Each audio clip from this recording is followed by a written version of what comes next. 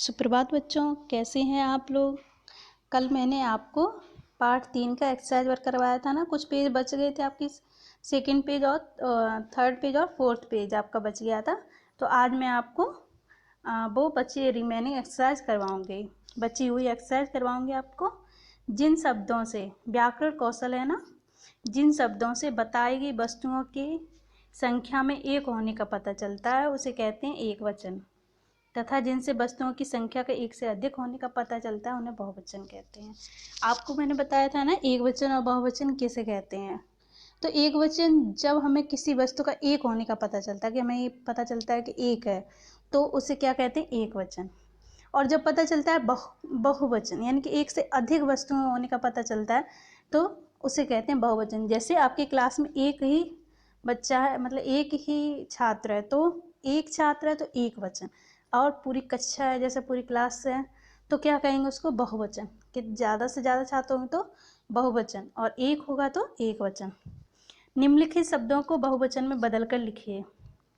निम्नलिखित शब्द को आपको क्या करना है, बहुवचन में बदल कर लिखना है। जैसे रात, रातें, मोटा, मोटे, भूखा, भूखे, फैसला, फैसले, रास्ता, रास्ते, साथी, साथियों, सेंध, सेंधें, प्यास, प्यासे, टोली, टोलियाँ, लाठी, लाठियाँ। तो आपको क्या करना है, इसमें वचन बदल कर आपको लिखना था। जैसे ये एक वचन दिए थे, आपको क्या करना था, बहुवचन बनाना था इनको। अब है आपका, जो शब्द संज्ञा के स्थान पर प्रयोग किए जाते हैं उन्हें सर्वनाम कहते हैं। जो शब्द संज्ञा के स्थान पर प्रयोग किए जाते हैं उन्हें क्या कहते हैं, सर्वनाम कहते हैं। उन्हें क्या कहते हैं, सर्वनाम कहते हैं।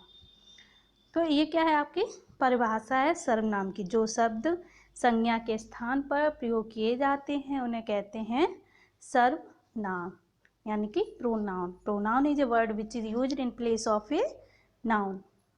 ये क्या है, डेफिनेशन ऑफ प्रोनाउन, यानी कि सर्वनाम की परिभाषा। जो शब्द संज्ञा के स्थान पर प्रयोग किए जाते हैं उन्हें सर्वनाम कहते हैं। पाठ में आई कुछ सर्वनाम शब्द छांट कर लिखिए। इस आपने जब इस कहानी पढ़ी थी तो उसमें कुछ सर्वनाम शब्द आए थे, जैसे वे, उन्होंने, उनमें, खुद, उनके, अपने। ये सब क्या है, सर्वनाम शब्द हैं, आपको लिखने हैं अपनी बुक पर। निम्नलिखित शब्दों के विलोम शब्द लिखिए। निम्नलिखित शब्दों के विलोम शब्द लिखिए। स्वार्थी, सबसे पहला है आपका स्वार्थी। तो स्वार्थी, निस्वार्थी, जो स्वार्थी ना हो। भूखे, तृप्त, भूख मतलब भूख लगी, तृप्त मीन्स पेट भरा हो, तो भूखे को तृप्त। संभव, असंभव, जो संभव हो, तो संभव का विलोम शब्द क्या होगा, असंभव। दिन, रात, शहर, गांव, जहर, अमृत। निम्नलिखित शब्दों के 3-3 पर्यायवाची शब्द लिखिए। निम्नलिखित शब्दों के 3-3 क्या करने हैं आपको, पर्यायवाची शब्द लिखने हैं। जैसे हाथ, हाथ का पर्यायवाची शब्द हैं हस्त, कर और पाणी। हस्त, कर, पाणी। अब है आपका रात, रात्रि, रजनी, निशा। हाँ, रात के पर्यायवाची शब्द क्या है, रात्रि, रजनी और निशा। अब है जंगल, तो जंगल के क्या है, वन, कानन, विपिन। वन, कानन, विपिन। साथी, सखा, दोस्त, मित्र। सखा, दोस्त, मित्र। ये क्या है, आपके पर्यायवाची शब्द हैं। नेक्स्ट पेज, निम्नलिखित शब्दों को शुद्ध करके लिखिए। लुक हियर स्टूडेंट्स, निम्नलिखित शब्दों, इधर देखिए। स्वार्थी, स्वार्थी को सही करके लिखना है आपको। मैं दिखाती हूँ आपको, इस तरीके से आपको लिखना है। स्वार्थी, सेंध और प्रत्येक। देख लीजिए आप लोग किस तरीके से आपको सही से लिखना है।